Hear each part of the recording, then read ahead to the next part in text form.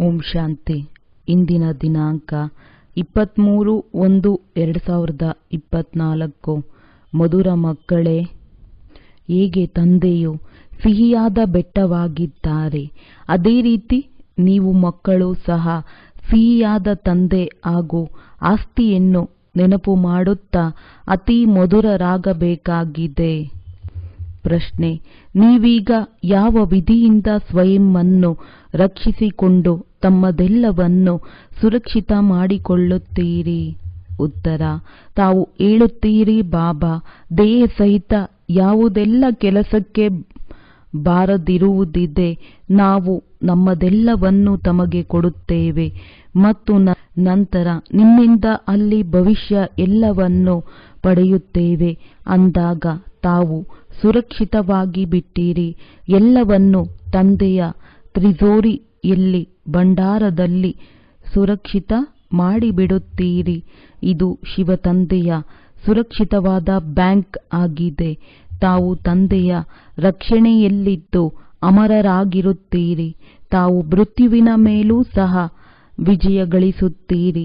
ಶಿವ ತಂದೆಯ ಮಕ್ಕಳಾಗಿದ್ದೀರಿ ಅಂದಾಗ ಸುರಕ್ಷಿತರಾದಿರಿ. ಬಾಕಿ ಉತ್ತಮ ಪದವಿಯನ್ನು ಪಡೆಯಲು ಪುರುಷಾರ್ಥ ಮಾಡಬೇಕಾಗಿದೆ. ಓಂ ಶಾಂತಿ. ತಂದೆಯು ಮಕ್ಕಳಿಗೆ ಹೇಳುತ್ತಾರೆ, ಮಧುರ ಮಕ್ಕಳೇ, ತಮ್ಮ ಭವಿಷ್ಯದ ಪುರುಷೋತ್ತಮ ಮುಖವನ್ನು ನೋಡುತ್ತೀರಾ? ಪುರುಷೋತ್ತಮ ವಸ್ತ್ರವನ್ನು ನೋಡುತ್ತೀರಾ? ನಾವು ಹೊಸ ಭವಿಷ್ಯ ಸತ್ಯಯುಗಿ ಪ್ರಪಂಚದಲ್ಲಿ ಇವರ ಲಕ್ಷ್ಮೀ ನಾರಾಯಣ ವಂಶಾವಳಿಯಾಗುತ್ತೇವೆ, ಅಂದರೆ ಸುಖಧಾಮದಲ್ಲಿ ಹೋಗುತ್ತೇವೆ ಅಥವಾ ಪುರುಷೋತ್ತಮರಾಗುತ್ತೇವೆ ಎಂಬುದು ಅರ್ಥವಾಗುತ್ತದೆ. ವಿದ್ಯಾರ್ಥಿಗಳು ಓದುವಾಗ ನಾನು ಮುಂದೆ ಈ ರೀತಿಯಾಗುತ್ತೇನೆಂದು ಬುದ್ಧಿಯಲ್ಲಿರುತ್ತದೆ ಎಲ್ಲವೇ. ನಾವು ವಿಷ್ಣುವಿನ ಕುಲದಲ್ಲಿ ಹೋಗುತ್ತೇವೆ, ಏಕೆಂದರೆ ವಿಷ್ಣುವಿನ ರೂಪವೇ ಲಕ್ಷ್ಮೀ ನಾರಾಯಣರಾಗಿದ್ದಾರೆ ಎಂಬುದು ಸಹ ನಿಮಗೆ ಗೊತ್ತಿದೆ. ಈಗ ನಿಮ್ಮ ಬುದ್ಧಿಯು ಅಲೌಕಿಕವಾಗಿದೆ. ಬೇರೆ ಯಾರ ಬುದ್ಧಿಯಲ್ಲಿ ಈ ಮಾತುಗಳು ಬರುವುದಿಲ್ಲ. ನಾವು ಸತ್ಯ ತಂದೆ ಶಿವ ತಂದೆಯ ಸಂಘದಲ್ಲಿ ಕುಳಿತಿದ್ದೇವೆ ಎಂಬುದು ಸಹ ನಿಮಗೆ ಗೊತ್ತಿದೆ. ಸರ್ವಶ್ರೇಷ್ಠ ತಂದೆಯು ನಮಗೆ ಓದಿಸುತ್ತಿದ್ದಾರೆ. ಅವರು ಬಹಳ ಮಧುರವಾಗಿದ್ದಾರೆ. ಆ ಅತಿ ಮಧುರ ತಂದೆಯನ್ನು ಬಹಳ ಪ್ರೀತಿಯಿಂದ ನೆನಪು ಮಾಡಬೇಕು, ಏಕೆಂದರೆ ತಂದೆಯು ಹೇಳುತ್ತಾರೆ, ಮಕ್ಕಳೇ, ನನ್ನನ್ನು ನೆನಪು ಮಾಡುವುದರಿಂದ ತಾವು ಅಂತಹ ಪುರುಷೋತ್ತಮರಾಗುತ್ತೀರಿ ಹಾಗೂ ಜ್ಞಾನ ರತ್ನಗಳನ್ನು ಧಾರಣೆ ಮಾಡುವುದರಿಂದ ತಾವು ಭವಿಷ್ಯದ 21 ಜನ್ಮಗಳಿಗಾಗಿ ಪತಿಗಳಾಗುತ್ತೀರಿ. ತಂದೆಯು ವರ ಕೊಡುತ್ತಾರೆ, ಅದು ಮಧುರಾತಿ ಮಧುರ ಪ್ರಿಯತಮೆಗೆ ಅಥವಾ ಮಧುರಾತಿ ಮಧುರ ಸುಪುತ್ರರಿಗೆ ಸಿಗುತ್ತದೆ. ಮಧುರಾತಿ ಮಧುರ ಮಕ್ಕಳನ್ನು ನೋಡಿ ಖುಷಿಯಾಗುತ್ತಾರೆ. ಮಕ್ಕಳಿಗೆ ತಿಳಿದಿದೆ, ಈ ನಾಟಕದಲ್ಲಿ ಎಲ್ಲರೂ ತಮ್ಮ ತಮ್ಮ ಪಾತ್ರವನ್ನು ಅಭಿನಯಿಸುತ್ತಿದ್ದಾರೆ. ಬೇಅದ್ದಿನ ತಂದೆಯೂ ಸಹ ಈ ಬೇಅದ್ದಿನ ನಾಟಕದಲ್ಲಿ ಸನ್ಮುಖದಲ್ಲಿ ಪಾತ್ರವನ್ನಭಿನಯಿಸುತ್ತಿದ್ದಾರೆ. ಮಧುರ ತಂದೆಯ ತಾವು ಮಧುರ ಮಕ್ಕಳಿಗೆ ಅತಿ ಮಧುರ ತಂದೆಯು ಸನ್ಮುಖದಲ್ಲಿ ಕಾಣಿಸುತ್ತಾರೆ. ಆತ್ಮವೇ ಈ ಶರೀರದ ಕರ್ಮೇಂದ್ರಿಯಗಳಿಂದ ಪರಸ್ಪರರನ್ನು ನೋಡುತ್ತದೆ. ಅಂದ ಮೇಲೆ ತಾವು ಮಧುರ ಮಕ್ಕಳಾಗಿದ್ದೀರಿ. ನಾನು ಮಕ್ಕಳನ್ನು ಬಹಳ ಮಧುರರನ್ನಾಗಿ ಮಾಡಲು ಬಂದಿದ್ದೇನೆಂದು ತಂದೆಗೆ ಗೊತ್ತಿದೆ. ಈ ಲಕ್ಷ್ಮೀನಾರಾಯಣರು ಬಹಳ ಮಧುರರಾಗಿದ್ದಾರೆ. ಇವರ ರಾಜಧಾನಿಯೂ ಸಹ ಮಧುರವಾಗಿದೆ. ಹಾಗೆಯೇ ಇವರ ಪ್ರಜೆಗಳೂ ಸಹ ಬಹಳ ಮಧುರರಾಗಿದ್ದಾರೆ. ಮಂದಿರಕ್ಕೆ ಹೋದಾಗ ಇವರನ್ನು ಎಷ್ಟೊಂದು ಮಧುರರಾಗಿ ನೋಡುತ್ತಾರೆ. ಎಲ್ಲಿಯಾದರೂ ಮಂದಿರಗಳು ತೆರೆದಿದ್ದರೆ ನಾವು ಮಧುರ ದೇವತೆಗಳ ದರ್ಶನ ಮಾಡೋಣವೆಂದು ಹೇಳುತ್ತಾರೆ. ಇವರು ಈ ಮಧುರ ಸ್ವರ್ಗದ ಮಾಲೀಕರಾಗಿದ್ದರು ಎಂದು ದರ್ಶನ ಮಾಡೋಣವೆಂದು ತಿಳಿಯುತ್ತಾರೆ. ಶಿವನ ಮಂದಿರದಲ್ಲಿಯೂ ಸಹ ಎಷ್ಟೊಂದು ಮನುಷ್ಯರಿರುತ್ತಾರೆ, ಏಕೆಂದರೆ ಅವರು ಬಹಳ ಮಧುರರಾಗಿದ್ದಾರೆ. ಈ ಮಧುರಾತಿ ಮಧುರ ಶಿವ ತಂದೆಯ ಮಹಿಮೆಯನ್ನು ಮಾಡುತ್ತಾರೆ. ತಾವು ಮಕ್ಕಳೂ ಸಹ ಬಹಳ ಮಧುರರಾಗಬೇಕಾಗಿದೆ. ಅತಿ ಮಧುರ ತಂದೆಯು ತಾವು ಮಕ್ಕಳ ಸನ್ಮುಖದಲ್ಲಿ ಕುಳಿತಿದ್ದಾರೆ, ಏಕೆಂದರೆ ಅವರು ನಿರಾಕಾರಿಯಾಗಿದ್ದಾರೆ. ಇವರಂತಹ ಮಧುರರು ಬೇರೆ ಯಾರೂ ಇರಲು ಸಾಧ್ಯವಿಲ್ಲ. ತಂದೆಯು ಸಿಹಿಯಾದ ಬೆಟ್ಟವಾಗಿದ್ದಾರೆ. ಮಧುರ ತಂದೆಯೇ ಬಂದು ಕಹಿಯಾದ ಜಗತ್ತನ್ನು ಬಹಳ ಮಧುರವನ್ನಾಗಿ ಮಾಡುತ್ತಾರೆ. ಮಕ್ಕಳಿಗೆ ಗೊತ್ತಿದೆ, ಮಧುರ ತಂದೆಯು ನಮ್ಮನ್ನು ಬಹಳ ಮಧುರರನ್ನಾಗಿ ಮಾಡುತ್ತಾರೆ, ತಮ್ಮ ಸಮಾನ ಮಾಡಿಕೊಳ್ಳುತ್ತಾರೆ. ಯಾರು ಹೇಗಿರುತ್ತಾರೆಯೋ ಹಾಗೆಯೇ ಮಾಡುತ್ತಾರಲ್ಲವೇ? ಅಂದ ಮೇಲೆ ಆ ರೀತಿ ಮಧುರವಾಗಲು ಮಧುರ ತಂದೆ ಹಾಗೂ ಮಧುರ ಆಸ್ತಿಯನ್ನು ನೆನಪು ಮಾಡಬೇಕು.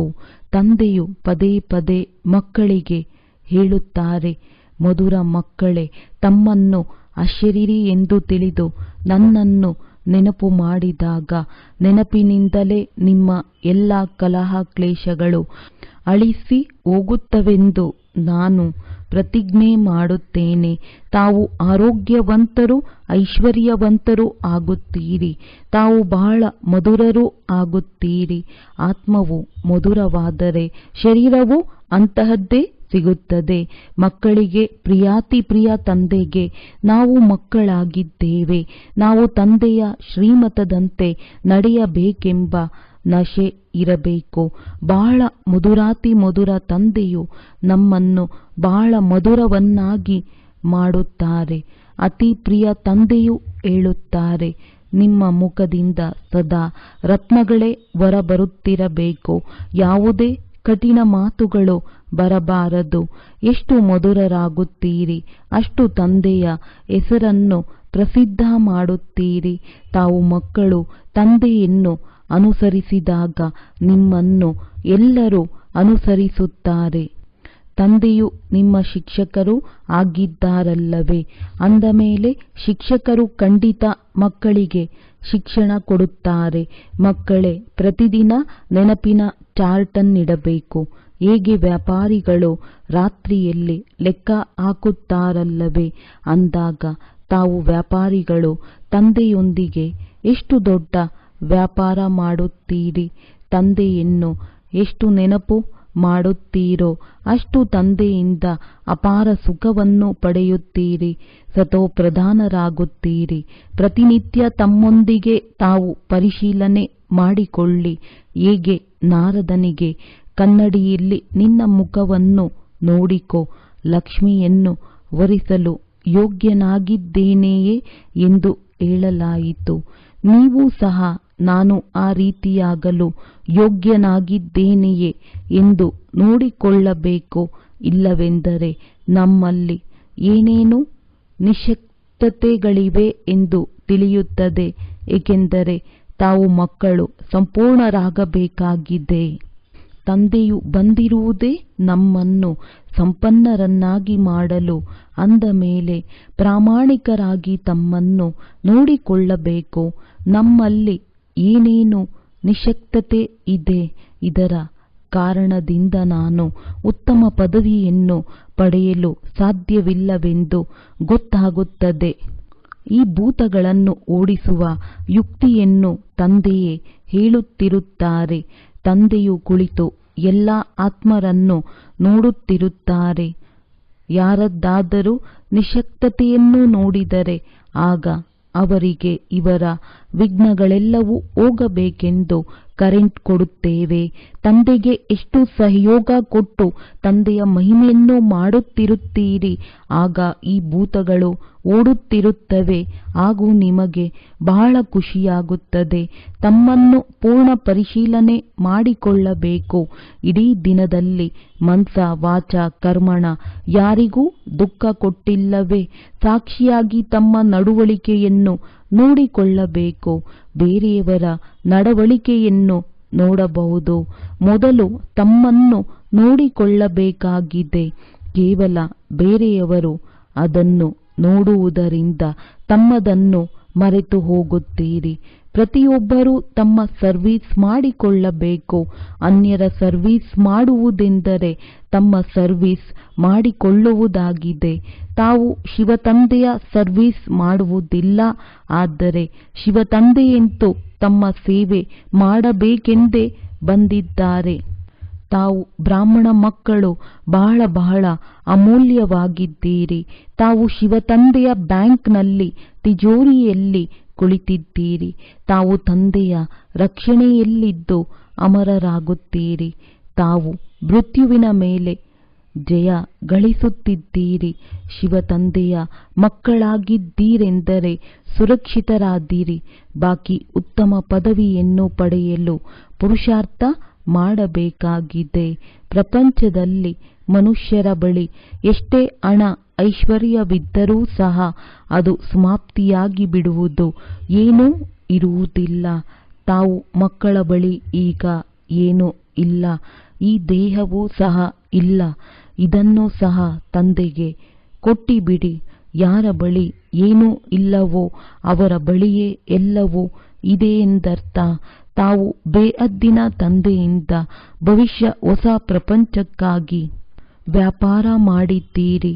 ತಂದೆಯೇ ದೇಹ ಸಹಿತ ಏನೆಲ್ಲ ಕೆಲಸಕ್ಕೆ ಬಾರದಿರುವುದಿದೆ ಅದೆಲ್ಲವನ್ನು ನಿಮಗೆ ಕೊಡುತ್ತೇವೆ ಮತ್ತು ತಮ್ಮಿಂದ ನಂತರ ಅಲ್ಲಿ ಎಲ್ಲವನ್ನು ಪಡೆಯುತ್ತೇವೆಂದು ತಾವು ಹೇಳುತ್ತೀರಿ. ಅಂದ ಮೇಲೆ ತಾವು ಒಂದು ರೀತಿ ಸುರಕ್ಷಿತರಾಗಿ ಬಿಟ್ಟಿರಿ. ಎಲ್ಲವೂ ತಂದೆಯ ತಿಜೋರಿಯಲ್ಲಿ ಸುರಕ್ಷಿತವಾಯಿತು. ತಾವು ಮಕ್ಕಳಲ್ಲಿ ಎಷ್ಟೊಂದು ಖುಷಿ ಇರಬೇಕು. ಬಾಕಿ ಸ್ವಲ್ಪ ಸಮಯವಿದೆ. ಮತ್ತೆ ನಾವು ನಮ್ಮ ರಾಜಧಾನಿಯಲ್ಲಿರುತ್ತೇವೆ. ನೀವು ಯಾರಾದರೂ ಕೇಳಿದರೆ ಹೇಳಿ, ನಾವಂತೂ ಬೇಅದ್ದಿನ ತಂದೆಯಿಂದ ಬೇಅದ್ದಿನ ಸುಖದ ಆಸ್ತಿಯನ್ನು ಪಡೆಯುತ್ತಿದ್ದೇವೆ. ಸದಾಕಾಲಕ್ಕೆ ಆರೋಗ್ಯ ಐಶ್ವರ್ಯವಂತರಾಗುತ್ತೇವೆ. ನಮ್ಮದೆಲ್ಲ ಮನೋಕಾಮನೆಗಳು ಪೂರ್ಣವಾಗುತ್ತಿವೆ. ತಂದೆಯು ತಿಳಿಸುತ್ತಾರೆ, ಮಧುರ ಮಕ್ಕಳೇ, ಈಗ ಆತ್ಮ ಅಭಿಮಾನಿಗಳಾಗಿ ಯೋಗ ಬಲದಿಂದ ತಾವು ಯಾರಿಗಾದರೂ ಸ್ವಲ್ಪ ಹೇಳಿದರೆ ಸಾಕು, ಅವರಿಗೆ ತಕ್ಷಣ ಬಾಣ ನಾಟುತ್ತದೆ. ಯಾರಿಗೆ ಬಾಣವು ನಾಟಿದೆ ಒಂದೇ ಸಲ ಬಲಿಯಾಗುತ್ತಾರೆ. ಮೊದಲು ಬಲಿಹಾರಿಗಳಾಗುತ್ತಾರೆ, ನಂತರ ತಂದೆಯ ಮಕ್ಕಳಾಗುತ್ತಾರೆ. ತಂದೆಯನ್ನು ಪ್ರೀತಿಯಿಂದ ನೆನಪು ಮಾಡಿದರೆ ತಂದೆಗೂ ಸಹ ಆಕರ್ಷಣೆಯಾಗುತ್ತದೆ. ಕೆಲವರಂತೂ ಸ್ವಲ್ಪವೂ ನೆನಪೇ ಮಾಡುವುದಿಲ್ಲ. ತಂದೆಗೆ ದಯೆ ಬರುತ್ತದೆ. ಆದರೂ ಹೇಳುತ್ತಾರೆ, ಮಕ್ಕಳೇ, ಉನ್ನತಿಯನ್ನು ಹೊಂದಿರಿ. ಮೊದಲ ನಂಬರಿನಲ್ಲಿ ಬನ್ನಿ. ಎಷ್ಟು ಶ್ರೇಷ್ಠ ಪದವಿಯನ್ನು ಪಡೆಯುತ್ತೀರೋ ಅಷ್ಟು ಸಮೀಪ ಬರುತ್ತೀರಿ. ಅಷ್ಟು ಅಪಾರ ಸುಖ ಸಿಗುತ್ತದೆ. ಪತಿತ ಪಾವನನಂತೂ ಒಬ್ಬ ತಂದೆಯೇ ಆಗಿದ್ದಾರೆ. ಆದ್ದರಿಂದ ಒಬ್ಬ ತಂದೆಯನ್ನು ನೆನಪು ಮಾಡಬೇಕು. ಕೇವಲ ಒಬ್ಬ ತಂದೆಯನ್ನು ಮಾತ್ರವೇ ಅಲ್ಲ, ಜೊತೆ ಜೊತೆಗೆ ಮಧುರ ಮನೆಯನ್ನು ನೆನಪು ಮಾಡಬೇಕು. ಕೇವಲ ಮಧುರ ಮನೆಯನ್ನು ಮಾತ್ರವೇ ಅಲ್ಲ, ಸಂಪತ್ತೂ ಸಹ ಬೇಕಲ್ಲವೇ? ಆದ್ದರಿಂದ ಸ್ವರ್ಗಧಾಮವನ್ನು ನೆನಪು ಮಾಡಬೇಕು. ಅವಶ್ಯವಾಗಿ ಪವಿತ್ರರಾಗಬೇಕಾಗಿದೆ. ಸಾಧ್ಯವಾದಷ್ಟು ಮಕ್ಕಳು ಅಂತರ್ಮುಖಿಗಳಾಗಬೇಕು. ಹೆಚ್ಚು ಮಾತನಾಡಬಾರದು. ಶಾಂತಿಯಲ್ಲಿರಬೇಕು. ಮಧುರ ಮಕ್ಕಳೇ, ಅಶಾಂತಿಯನ್ನು ಹರಡಬಾರದು ಎಂದು ತಂದೆಯು ಮಕ್ಕಳಿಗೆ ಶಿಕ್ಷಣ ಕೊಡುತ್ತಾರೆ. ತಮ್ಮ ಮನೆ ಗೃಹಸ್ಥದಲ್ಲಿದ್ದರೂ ಸಹ ಬಹಳ ಶಾಂತಿಯಲ್ಲಿರಿ ಮತ್ತು ಬಹಳ ಮಧುರವಾಗಿ ಮಾತನಾಡಿ.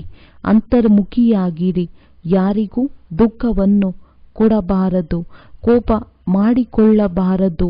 ಕ್ರೋಧದ ಭೂತವಿದ್ದರೆ ನೆನಪಿನಲ್ಲಿರಲು ಸಾಧ್ಯವಿಲ್ಲ. ತಂದೆಯು ಎಷ್ಟು ಮಧುರವಾಗಿದ್ದಾರೆ ಅಂದ ಮೇಲೆ ಮಕ್ಕಳಿಗೂ ತಿಳಿಸುತ್ತಾರೆ, ಬುದ್ಧಿಗೆ ಪೆಟ್ಟು ಕೊಡಬಾರದು. ಬಹಿರ್ಮುಖಿಗಳಾಗಬಾರದು, ಅಂತರ್ಮುಖಿಗಳಾಗಬೇಕು. ತಂದೆಯು ಎಷ್ಟೊಂದು ಪ್ರಿಯ ಹಾಗೂ ಪವಿತ್ರವಾಗಿದ್ದಾರೆ. ತಾವು ಮಕ್ಕಳನ್ನು ಸಹ ತಮ್ಮ ಸಮಾನ ಪವಿತ್ರರನ್ನಾಗಿ ಮಾಡುತ್ತಾರೆ. ತಾವೆಷ್ಟು ತಂದೆಯನ್ನು ನೆನಪು ಮಾಡುತ್ತೀರಿ ಅಷ್ಟು ಪ್ರಿಯರಾಗುತ್ತೀರಿ. ದೇವತೆಗಳೂ ಸಹ ಎಷ್ಟೊಂದು ಪ್ರಿಯರು. ಅವರನ್ನು ಇಲ್ಲಿಯ ತನಕ ಅವರ ಎಷ್ಟೊಂದು ಜಡಚಿತ್ರಗಳನ್ನು ಪೂಜಿಸುತ್ತಲೇ ಇರುತ್ತಾರೆ. ಅಂದ ಮೇಲೆ ತಂದೆಯೂ ತಿಳಿಸುತ್ತಾರೆ, ಮಕ್ಕಳೇ, ನೀವು ಅಂತಹ ಪ್ರಿಯರಾಗಬೇಕು. ಯಾವುದೇ ದೇಹದಾರಿ, ಯಾವುದೇ ವಸ್ತುವಿನ ನೆನಪು ಬರಬಾರದು. ಎಷ್ಟು ಪ್ರೀತಿಯಿಂದ ತಂದೆಯನ್ನು ನೆನಪು ಮಾಡಬೇಕು. ಕುಳಿತಿದ್ದಂತೆಯೇ ಪ್ರೇಮದ ಕಣ್ಣೀರು ಹರಿಯುತ್ತಿರಬೇಕು.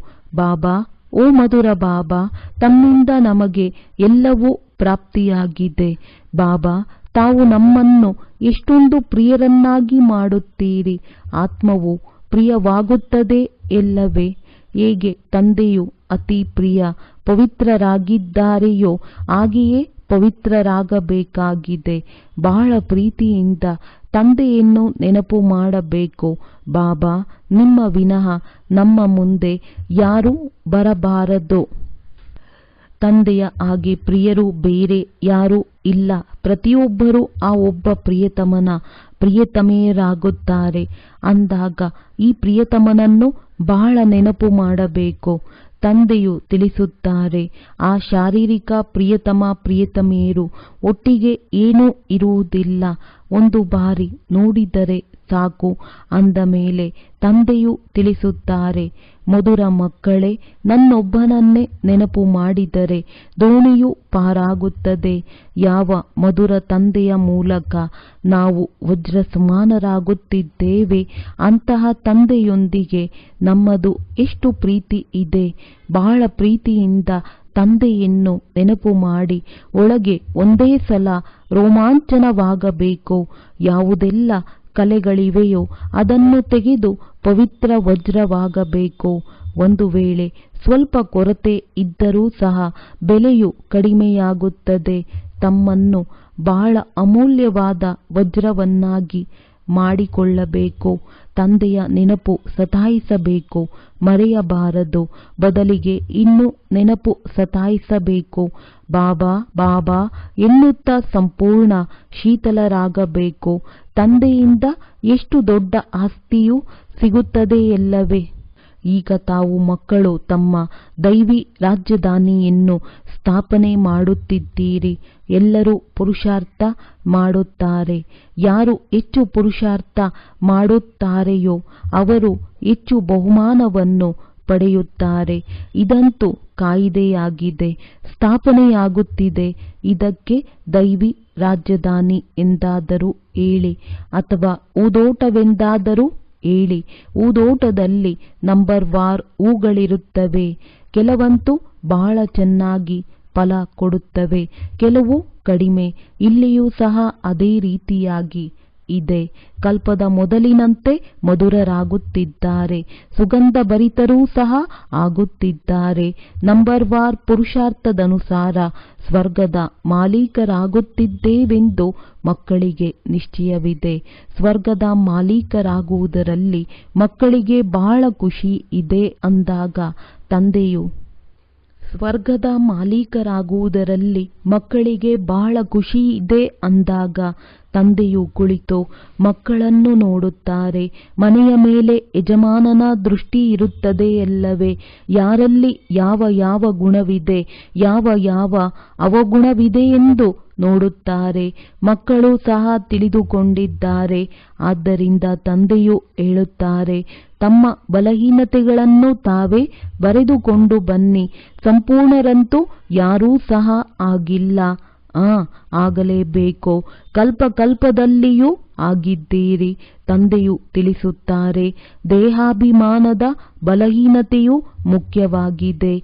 ದೇಹಾಭಿಮಾನವು ಬಹಳ ತೊಂದರೆ ಮಾಡುತ್ತದೆ. ಸ್ಥಿತಿಯನ್ನು ಚೆನ್ನಾಗಿಟ್ಟುಕೊಳ್ಳಲು ಬಿಡುವುದೇ ಇಲ್ಲ. ಈ ದೇಹವನ್ನು ಮರೆಯಬೇಕಾಗಿದೆ. ಈ ಹಳೆಯ ಶರೀರವನ್ನು ಬಿಟ್ಟು ಹೋಗಬೇಕು. ಆದ್ದರಿಂದ ದೈವಿ ಗುಣವನ್ನೂ ಸಹ ಇಲ್ಲಿಯೇ ಧಾರಣೆ ಮಾಡಿಕೊಂಡು ಹೋಗಬೇಕಾದರೆ ಯಾವುದೇ ಕಲೆಗಳಿರಬಾರದು. ತಾವು ವಜ್ರ ಸಮಾನರಾಗುತ್ತೀರಲ್ಲವೇ? ಯಾವ ಯಾವ ಕೊರತೆ ಇದೆ ಎಂಬುದು ನಿಮಗೆ ಗೊತ್ತಿದೆ, ಈ ವಜ್ರದಲ್ಲಿಯೂ ಸಹ ಕಲೆ ಇರುತ್ತದೆ. ಆದರೆ ಅದರಿಂದ ಆ ಕಲೆಯನ್ನು ತೆಗೆಯಲು ಸಾಧ್ಯವಾಗುವುದಿಲ್ಲ, ಏಕೆಂದರೆ ಅದು ಜಡ ವಸ್ತುವಲ್ಲವೇ. ಅದನ್ನು ತುಂಡರಿಸಬೇಕಾಗುತ್ತದೆ. ತಾವು ಚೈತನ್ಯ ವಜ್ರಗಳಾಗಿದ್ದೀರಿ ಅಂದ ಮೇಲೆ ಯಾವುದೆಲ್ಲ ಕಲೆ ಇದೆಯೋ ಅದನ್ನು ಸಂಪೂರ್ಣವಾಗಿ ತೆಗೆದು ಅಂತಿಮದ ಸಮಯಕ್ಕೆ ಕಲಾರಹಿತರಾಗಬೇಕು. ಒಂದು ವೇಳೆ ಕಲಾರಹಿತರಾಗದಿದ್ದರೆ ಬೆಲೆಯು ಕಡಿಮೆಯಾಗುತ್ತದೆ. ತಾವು ಚೈತನ್ಯವಾಗಿರುವ ಕಾರಣ ಕಲೆಯನ್ನು ತೆಗೆಯಬಹುದು. ಒಳ್ಳೆಯದು. ಮಧುರಾತಿ ಮಧುರ ಅಗಲಿ ಹೋಗಿ ಮರಳಿ ಸಿಕ್ಕಿದ ಮಕ್ಕಳ ಪ್ರತಿ ಮಾತ್ಪಿತಾ ಬಾಪ್ದಾದಾರವರ ನೆನಪು, ಪ್ರೀತಿ ಹಾಗೂ ಗುಡ್ ಮಾರ್ನಿಂಗ್. ಆತ್ಮಿಕ ಮಕ್ಕಳಿಗೆ ಆತ್ಮಿಕ ತಂದೆಯ ನಮಸ್ತೆ. ಧಾರಣೆಗಾಗಿ ಮುಖ್ಯ ಸಾರ: ಎಷ್ಟು ಸಾಧ್ಯವೋ ಅಷ್ಟು ಅಂತರ್ಮುಖಿಗಳಾಗಿ ಶಾಂತಿಯಲ್ಲಿರಬೇಕು. ಹೆಚ್ಚು ಮಾತನಾಡಬಾರದು, ಅಶಾಂತಿಯನ್ನು ಹರಡಬಾರದು. ಬಹಳ ಮಧುರವಾಗಿ ಮಾತನಾಡಬೇಕು. ಯಾರಿಗೂ ದುಃಖ ಕೊಡಬಾರದು, ಕ್ರೋಧ ಮಾಡಬಾರದು. ಬಹಿರ್ಮುಖಿಗಳಾಗಿ ಬುದ್ಧಿಗೆ ಪೆಟ್ಟು ಕೊಡಬಾರದು. ಸಂಪೂರ್ಣ ಸರಿಯಾಗಲು ಪ್ರಾಮಾಣಿಕರಾಗಿ ತಮ್ಮನ್ನು ಪರಿಶೀಲನೆ ಮಾಡಿಕೊಳ್ಳಬೇಕು. ನನ್ನಲ್ಲಿ ಯಾವ ಯಾವ ಕೊರತೆ ಇದೆ? ಸಾಕ್ಷಿಯಾಗಿ ತಮ್ಮ ನಡವಳಿಕೆಯನ್ನು ನೋಡಿಕೊಳ್ಳಬೇಕು. ಭೂತಗಳನ್ನು ಓಡಿಸುವ ಯುಕ್ತಿಗಳನ್ನು ರಚಿಸಬೇಕು. ವರದಾನ: ಪ್ರಕೃತಿಯ ಮೂಲಕ ಬರುವಂತಹ ಪರಿಸ್ಥಿತಿಗಳ ಮೇಲೆ ವಿಜಯ ಪ್ರಾಪ್ತಿ ಮಾಡಿಕೊಳ್ಳುವಂತಹ ಪುರುಷೋತ್ತಮ ಆತ್ಮಭವ. ಬ್ರಾಹ್ಮಣ ಆತ್ಮರು ಪುರುಷೋತ್ತಮ ಆತ್ಮರಾಗಿದ್ದಾರೆ. ಪ್ರಕೃತಿ ಪುರುಷೋತ್ತಮ ಆತ್ಮರ ದಾಸಿಯಾಗಿದೆ.